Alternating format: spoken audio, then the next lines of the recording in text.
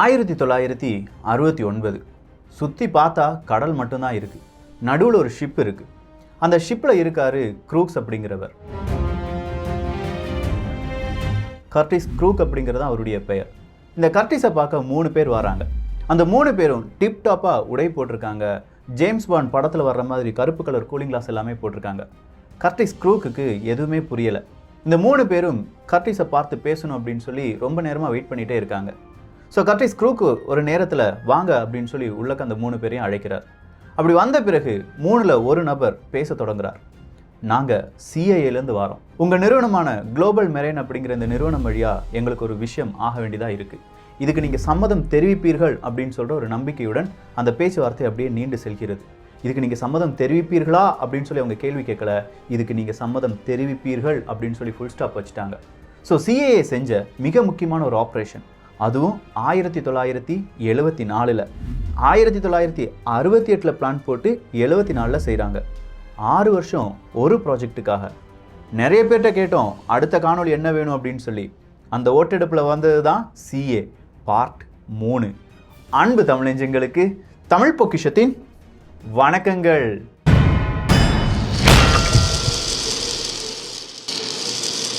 Curtis crook அவர்களிடம் பேசுவது யார் அப்படின்னு கேட்டிங்கன்னா ஜான் பராங்கஸ்கி அப்படிங்கிறவர் தான். இந்த ஜான் அப்படிங்கிறவர் தான் சிஏனுடைய மிக முக்கியமான ஒரு ஆப்ரேஷன் மேனேஜர். ஸோ அவர் பேசும்போது க்ரூக் அவர்கள் வேறு எதுவுமே சொல்லலை, எங்களுடைய ஓனர்கிட்ட கொஞ்சம் விஷயங்கள் நான் டிஸ்கஸ் பண்ண வேண்டியதாக இருக்குது அப்படின்னு சொல்கிறார். அதுக்கு ஜான் அவர்கள் சொல்கிறாங்க, உங்கள் ஓனர்கிட்டலாம் பேசியாச்சு. ஓனருடைய பெயர், அதாவது அந்த நிறுவனத்தினுடைய முதலாளியினுடைய பெயர் என்ன அப்படின்னு கேட்டிங்கன்னா ஹோவர்ட் ஹூக்ஸ் அப்படிங்கிறது தான். இந்த ஹோவர்ட் ஹூக்ஸ் அப்படிங்கிறவர்கிட்ட எல்லாமே பேசிட்டாங்க. இப்போ இவங்க ஒரு கப்பலை செய்யணும். 1970 சொல்கிறாங்க ஒரு கப்பலை செய்யணும் அப்படின்னு சொல்லி. அதுவும் சாதாரண கப்பல் கிடையாது.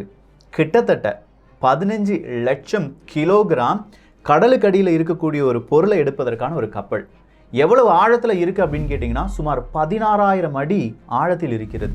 அதாவது தர தட்டி நிற்கிது. அந்த காலகட்டத்தில் எத்தனை அடி ஆழத்தில் இருக்கிற பொருளை எடுத்திருக்காங்க, கப்பலை எடுத்திருக்காங்க அப்படின்னு கேட்டிங்கன்னா சுமார் 90 மீட்டர் ஆழமுடைய கப்பல், உடைந்து போன கப்பலை மட்டும்தான் எடுத்திருக்காங்க. ஆனால் இது இருப்பது 5000 மீட்டர் ஆழத்தில் இருக்குது. இப்படி ஒரு கப்பலை செய்ய முடியுமா அப்படிங்கிற ஒரு கேள்வி யாருக்குள் வருகிறது?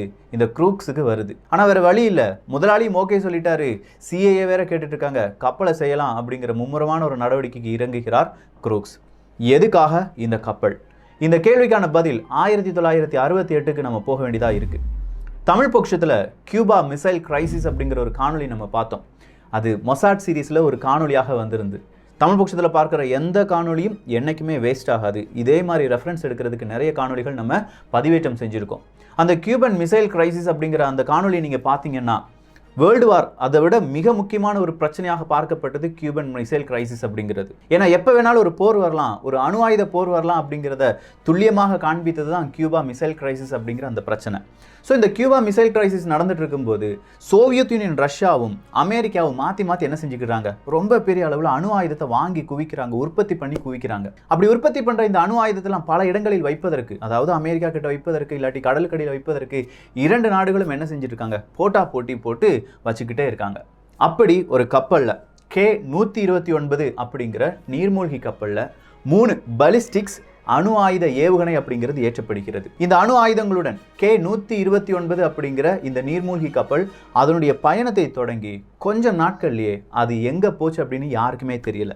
ரேடியோ சிக்னல்லேருந்து K-129 அப்படிங்கிற அந்த கப்பலுடைய சிக்னல்ஸ் வரல.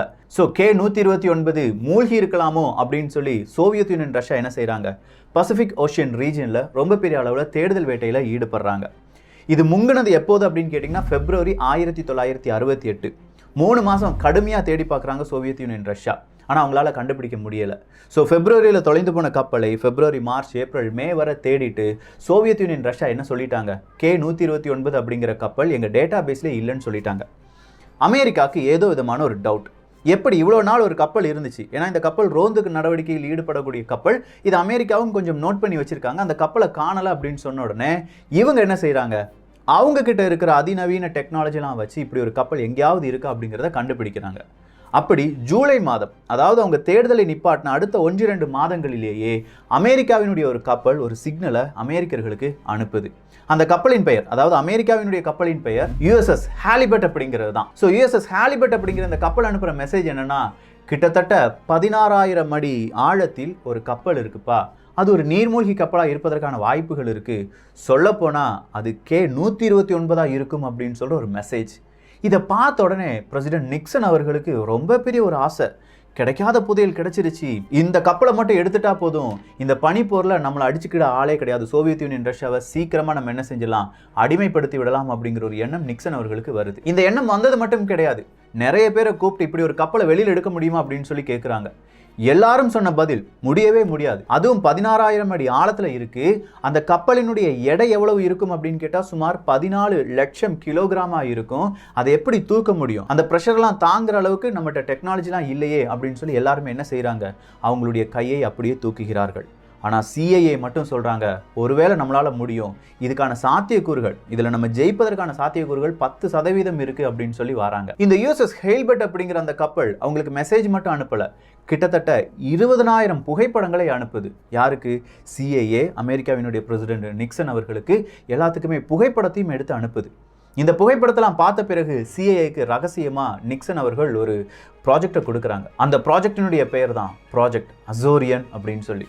ப்ராஜெக்ட் அசோரியன் இன்றைக்கும் நீங்கள் உளவுப்படை எடுத்து அதில் மிக முக்கியமான ஒரு கடலில் நடந்த ஆப்ரேஷன் எது அப்படின்னு பார்த்தீங்கன்னா ப்ராஜெக்ட் அசோரியனை சொல்லுவாங்க.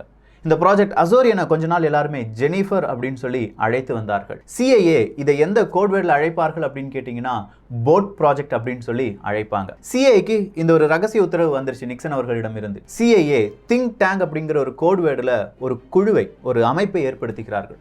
அந்த அமைப்பில் யாரெல்லாம் இருக்காங்க அப்படின்னு கேட்டிங்கன்னா, சேட்டலைட்டை கையாண்ட தெரிந்த மிக முக்கியமான என்ஜினியர்ஸ், அதே மாதிரி இந்த கடல் சார்ந்த பலவிதமான பிரச்சனைகளில் இல்லாட்டி யுத்தத்தில் ஈடுபட்ட போர் வீரர்கள், நிறைய தொழில்நுட்பங்களை கற்றறிந்த அறிவியலாளர்கள், இப்படி எல்லாரையுமே உள்ளடக்கி திங்க் டேங்க் அப்படிங்கிற ஒரு அமைப்பை ஏற்படுத்துகிறாங்க. இந்த திங்க் டேங்க் தர்ற ஒவ்வொரு மெசேஜையும் இவங்க என்ன சொல்லுவாங்கன்னா போட் ஃபேஸஸ் அப்படின்னு சொல்லுவாங்க.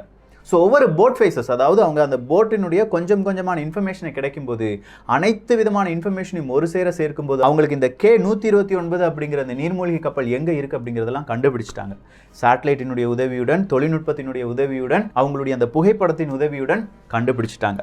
இதை கண்டுபிடிச்சது 1969 கண்டுபிடிச்சாலும் 1970 தான் எங்கே வந்து நிற்கிறாங்க இப்போ, இந்த ஹோவர்ட் ஹியூக்ஸ் அப்படிங்கிறவருடைய குளோபல் மெரைன் டெவலப்மெண்ட் ஐஎன்சி அப்படிங்கிற நிறுவனத்தின் முன்னாடி வந்து நிற்கிறாங்க. யார் இந்த ஹோவர்ட் ஹியூக்ஸ் அப்படின்னு சொல்லி அடுத்த ஒரு டவுட் வரலாம். இந்த ஹியூக்ஸ் அப்படிங்கிறவர் மிகப்பெரிய ஒரு பணக்காரர். அந்த பணக்காரர் அப்படின்னு சொல்லும்போது உலகத்திலேயே எல்லாருமே இவர் ஒரு பைத்தியக்காரன் அப்படின்னு சொல்லுவாங்க.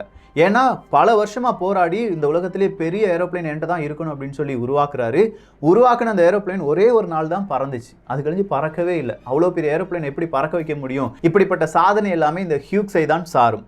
ஸோ இந்த ஹியூக்ஸ் அவர்கள் இது ஒத்துக்கொள்கிறார். ஏன்னா இவருடைய இந்த குளோபல் மெரைன் அப்படிங்கிற கம்பெனி தான் கடலினுடைய ஆழத்திலிருந்து பலவிதமான கனிமங்களை பிரித்து எடுக்கக்கூடிய மிக முக்கியமான நிறுவனம். ஸோ ஹியூக்ஸ் அவர்களுடைய நிறுவனத்தில் ஒரு கப்பல் அப்படிங்கிறது தயாராகுது. அந்த கப்பலுக்கு அவங்க போடுற பெயர் என்ன அப்படின்னு கேட்டிங்கன்னா ஹியூக்ஸ் குளோமர் எக்ஸ்ப்ளோரர் அப்படிங்கிறது தான். இந்த குளோமர் எக்ஸ்ப்ளோரர் அப்படிங்கிற இந்த கப்பல் நாங்கள் கனிமங்களை தோண்டி எடுக்க போகிறோம் அப்படின்னு சொல்கிற பெயரில் தான் உருவாக்கப்படுது. 1972 இந்த கப்பலை பெரிய அளவு எல்லா நாட்டுக்கும் இன்ட்ரடியூஸ் பண்ணுறாங்க. சொல்லப்போனால் ஒரு ஃபேக்கான ப்ரெஸ் மீட்டை நடத்துகிறாங்க. அந்த ப்ரெஸ் மீட்டில் கடலுக்கு அடியில் இருக்கக்கூடிய தாது பொருட்களை நாங்கள் கண்டுபிடிக்க போகிறோம் அப்படிங்கிறதுக்கான பெரிய கப்பல் இதுதான் அப்படின்னு சொல்லி ஒரு 618 அடி நீளம் இருக்கக்கூடிய கப்பலை இன்ட்ரடியூஸ் பண்ணுறாங்க. 1974 இந்த கப்பல் என்ன செய்யுது, மெதுவாக பசிபிக் பெருங்கடல் அந்த பக்கமாக வந்து ஒதுங்குது. அப்படி பசிபிக் பெருங்கடலின் பக்கமாக ஒதுங்கும் போது இந்த கப்பலுக்கு அடியில் வேறொரு உபகரணம் அப்படிங்கிறது பொருத்தப்படுது. அந்த உபகரணத்தின் பெயர் கிளமெண்டைன் அப்படிங்கிறது தான். வேற எதுவுமே இல்லை, உலோகத்தால் ஆன நகம் அப்படின்னு சொல்லலாம். அதாவது ஒரு பொருளை பிடிப்பதற்கான உலோகத்தால் ஆன ஒரு கிளா. ஸோ இந்த கிளாவை வச்சு தான் என்ன செய்ய போகிறாங்க, அந்த கப்பலை தூக்க போகிறாங்க. ஸோ இந்த உபகரணம் எப்படி சிஐஏ உருவாக்குன அந்த கப்பலில் வந்தது அப்படிங்கிறது அடுத்த ஒரு $1 மில்லியன் கேள்வியாக இருந்தது என்றால் அதற்கான பதில் HMB-1 அப்படிங்கிறது தான். HMB-1 அப்படிங்கிற கப்பலில் இந்த ஒரு உபகரணம் மட்டுமே சப்மெர்ஜ்டா, அதாவது கடலுக்கடியில் மறைத்து வைத்து கொண்டு வரப்பட்டு, அப்படி கொண்டு வந்த HMB-1 அப்படிங்கிற அந்த கப்பலிலிருந்து இந்த உபகரணம் எங்கே மாற்றப்படுகிறது, குளோமர் எக்ஸ்ப்ளோரர் அப்படிங்கிற அந்த கப்பலுக்கு மாற்றப்படுது. ஸோ குளோமர் எக்ஸ்ப்ளோரர் அப்படிங்கிறதுல இப்போது ஒரு உலோக நகம் அப்படிங்கிறது இருக்குது, கிளா அப்படிங்கிறது இருக்குது. நேராக பசிபிக் ஓஷனில் அந்த கிளா அப்படியே இறங்கிட்டு இருக்கு. அப்படி இறங்கிட்டு இருக்கும்போது அங்கேருந்து இந்த ரோந்து நடவடிக்கையில் ஈடுபடக்கூடிய சோவியத் யூனியனுடைய கப்பல் வருது. அந்த கப்பல் வரும்போது அதுக்கு பின்னாடி ஒரு ஹெலிகாப்டரும் வருது. இதை பார்த்துட்டே இருந்த இந்த குளோமர் எக்ஸ்ப்ளோரை சார்ந்த சிஐனுடைய ஆஃபீஸர்ஸ் எல்லாருமே மாறுவேடத்தில் இருக்காங்க. அந்த ஹெலிகாப்டர் அவங்களுடைய கப்பலில் இறங்கி விடக்கூடாது அப்படிங்கிறதுக்காக அந்த இறங்கு தளத்தில் பலவிதமான பெட்டிகளை அடுக்கி வைக்கிறார்கள். ஸோ பெட்டிகளை அடுக்கி வைத்த காரணத்தினால் சோவியத் யூனியன் ரஷ்யாவினுடைய அந்த ஹெலிகாப்டர் எங்கே இறங்க முடியலை. இந்த கப்பலில் இறங்கி அவங்களுடைய ஆய்வுகளை நடத்தாமல் ஹெலிகாப்டர்லேருந்தே சில புகைப்படங்கள் எடுக்கிறாங்க. இவங்க கிட்ட கேட்குறாங்க, எதுக்குப்பா இந்த கப்பல் வந்து நிற்குது அப்படின்னு சொல்லும்போது, ஹியூக்ஸ் குளோமர் எக்ஸ்ப்ளோரர் அப்படிங்கிறது இந்த மாதிரி கனிமங்களை எடுக்குதுப்பா, நீ நியூஸ் பேப்பர்லாம் பார்க்கல அப்படின்னு சொன்னால் அவங்களும் என்ன செஞ்சுட்டாங்க, ஓகேன்னு சொல்லிட்டு போயிட்டாங்க.